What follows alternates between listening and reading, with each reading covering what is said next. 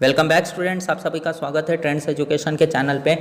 तो इस वीडियो में हम बात करेंगे कैपिटल स्ट्रक्चर के बारे में। हमने ऑलरेडी बहुत सारे इसके ऊपर वीडियो बना रखे हैं। अगर आपने नहीं देखा है तो सबसे पहले उस सारे वीडियोस को देख लीजिए, देन आफ्टर इसको कंटिन्यू करेंगे। तो इस वीडियो के अंदर हम कैपिटल स्ट्रक्चर से रिलेटेड बात करेंगे, क्या दिया गया कैपिटल स्ट्रक्चर, क्या काम करता है, क्यों इम्पॉर्टेंट है ये।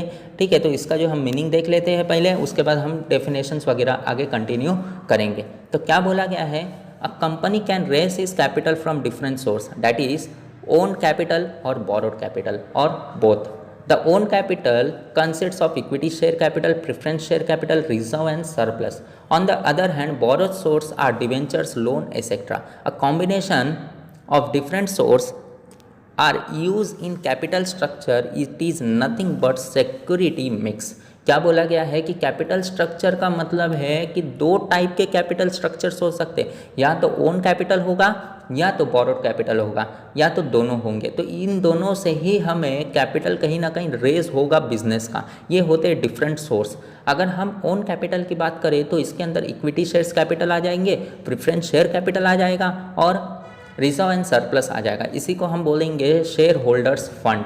और बोरोड कैपिटल की बात करें तो डिबेंचर्स आ जाएंगे और लोन्स वगैरह आ जाएगा। ठीक है, अब आगे की बात करते हैं। Capital structure means mix up of various source of fund in desire proportions. To decide capital structure means to decide upon the ratio of different type of capital. क्या बोला गया, कैपिटल स्ट्रक्चर क्या है, मिक्स है वो सारे sources of fund. तो यहाँ पे जो सोर्सेस ऑफ फंड जो भी पैसा दे रहा है फ्री में तो नहीं देगा, तो उसके लिए कुछ डिज़ायर प्रोपोर्शन डिसाइड किया जाता है, जिसको हम आगे चल के इसको कैपिटल के हिसाब से डिफरेंट कैपिटल के हिसाब से डिवाइड कर देते हैं और उनको उनके हिसाब से रेशियो में बांट देते हैं और उसी हिसाब से उनको कहीं ना कहीं प्रॉफिट होता है और डिविडेंड वगैरह जाता है या इंटरेस्ट वगैरह जाता है। ओके, तो आगे बात करते हैं हम डेफिनेशंस के बारे में। R.H. वेसल ने दिया है डेफिनेशन। क्या बोलते हैं Wessel ji, the long term source of fund employed in a business enterprise. क्या बोला गया है कि लंबे समय का जो सोर्सेस ऑफ फंड है बिजनेस को कहीं ना कहीं फ़ायदा करेगा। उसके बाद है जॉन हैम्पटन ने दिया है। क्या बोलते हैं John ji, a firm's capital structure is the relation between the debt and equity securities that makes a firm's financing of its assets। क्या बोला गया है कि फर्म का जो कैपिटल स्ट्रक्चर है वो किससे रिलेटेड होगा, डेप्थ इक्विटी सिक्योरिटी से रिलेटेड होगा। मतलब डेप्थ इक्विटी सिक्योरिटी का मतलब क्या है कि आपका ओन फंड कितना है आपके बोरोड फंड से, यानी कि आपका बोरोड फंड कितना है आपके ओन फंड से। यानी कि यहाँ पे अगर ओन फंड ज़्यादा है बोरोड फंड कम है तो आप कहीं ना कहीं प्रॉफिट में हो, या फिर बोरोड फंड ज़्यादा है और ओन फंड कम है तो कहीं ना कहीं आपके बिजनेस के ऊपर खतरा मंडरा रहा है, जिसको हम क्या बोलेंगे, डेप्थ इक्विटी सिक्योरिटीज़। तो ये इंपॉर्टेंट था इसके अंदर। उसके बाद कुछ कंपोनेंट्स है उसके बारे में हम बात कर लेते हैं। क्या दिया गया है कंपोनेंट्स ऑफ कैपिटल स्ट्रक्चर। पहला दिया इक्विटी शेयर कैपिटल। हमने पहले ही इसके ऊपर बात कर लिया है कि इक्विटी शेयर कैपिटल होता क्या है। इसको हम बोलेंगे ओनर्स कैपिटल भी, जिसके अंदर जो है इक्विटी शेयर कैपिटल के अंदर कहीं ना कहीं प्रेफरेंस शेयर भी आता है। नॉर्मली इसे क्या बोला जाएगा, जो एक कंपनी है वो ओन करके रखा है, ओनरशिप फंड कहते हैं इसको, और फ्यूचर में जो भी काम आएगा पैसा, अगर बिजनेस लॉस में जाता है तो इक्विटी शेयर कैपिटल ही काम आता है। नेक्स्ट है प्रेफरेंस शेयर कैपिटल। अब प्रेफरेंस शेयर कैपिटल का मतलब कहीं ना कहीं यहाँ पे किसी इंसान ने शेयर परचेस किया है प्रेफरेंस के रूप में, और इसे हम जो प्रेफरेंस शेयर होते हैं उनको हम ओनर्स कहते हैं, ना कि रियल ओनर। जो इक्विटी शेयर होल्डर्स होते हैं उनको हम real owner of the business कहते हैं, जिसके वजह से ही बिजनेस चालू हुआ है।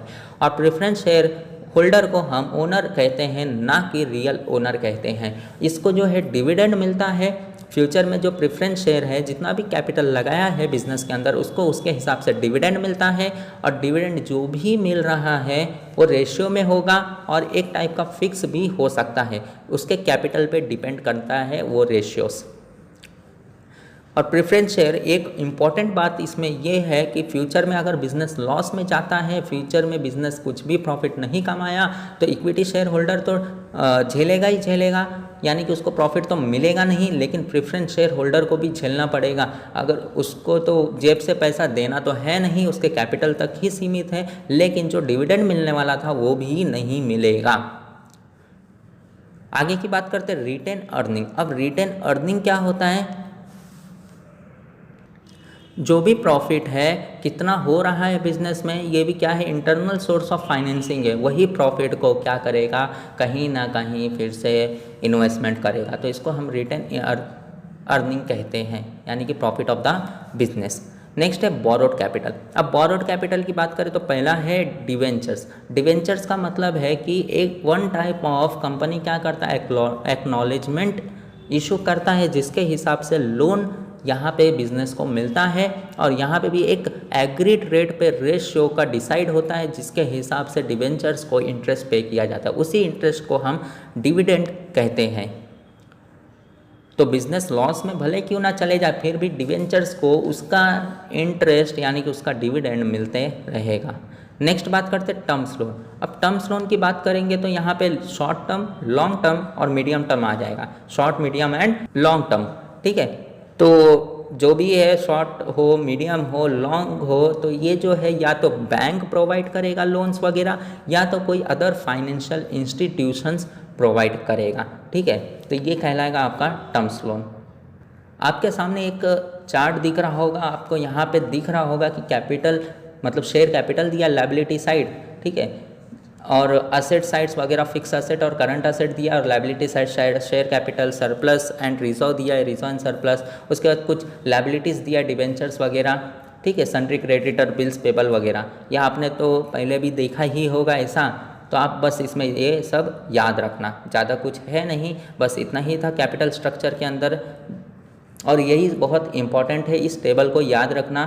और अगर कोई डाउट होगा तो फिर आप टेलीग्राम ग्रुप को भी ज्वाइंट कर सकते हो, वहाँ पे आप पूछ सकते हो, हम उसके आंसर देने की ट्राई करेंगे, ठीक है। तो ये जो कैपिटल स्ट्रक्चर इंपॉर्टेंट तो है ही, क्योंकि यही सब फ्यूचर में काम आएंगे, यही सब ज़्यादातर पूछा जाएगा। तो यहाँ पे आप लोग ये टेबल के हिसाब से याद रखोगे।